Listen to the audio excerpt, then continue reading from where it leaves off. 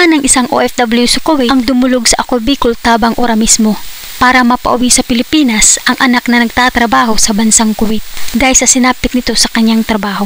Isang single mother ang anak nito na sumubok mang ibang bansa para makaipon sa operasyon ng anak.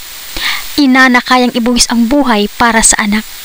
Ina na kayang tiisin ang lungkot at pangungulila, maibigay lang ang magandang buhay na hinahangad para sa nag-iisang anak. Siya si Abigail mula ng Albay, isang single mother na matapang na nakipagsaplaran sa bansang Kuwait bilang domestic helper kasambahay para sana makaipon ng pera para sa anak na may malubhang karamdaman.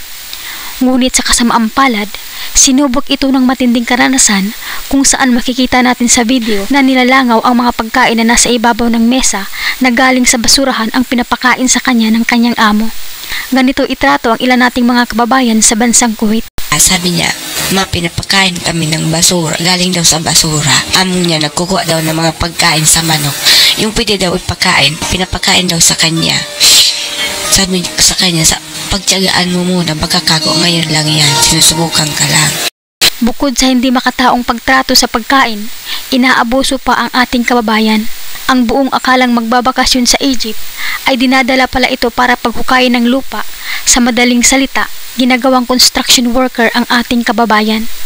Makikita ang mga kuha nitong video na malaki at malalim na ang kanyang nahukay. Hukay para daw makalabas yung tubig, masemento daw po yung loob. Hirap at pagod na nga sa sitwasyon ang ating kababayan, nakuha pa itong itulak ng kanyang salbahing amo. Tinulak niya po ako doon sa hukay na hinukay ko. Isang 3 oras lang itulog mo. Ate, gusto ko na makauwi. Pagod na ako. Ganito kahirap makipagsapalaran sa ibang bansa. Buti na lang, mayroon Ako Bicol tabang ora mismo ang agad umaksyon sa panawagan ng ina na makauwi sa Pilipinas ang anak. Gusto mo na bang makauwi, Abigail? Opo, gusto na po kasi po gusto ko na din po makita yung anak ko. Mama, sorry po, hindi ako nakapagtrabaho na maayos. Hindi ko po natapan yung para kung muna makaipon ng pera dito kasi ito yung nangyari.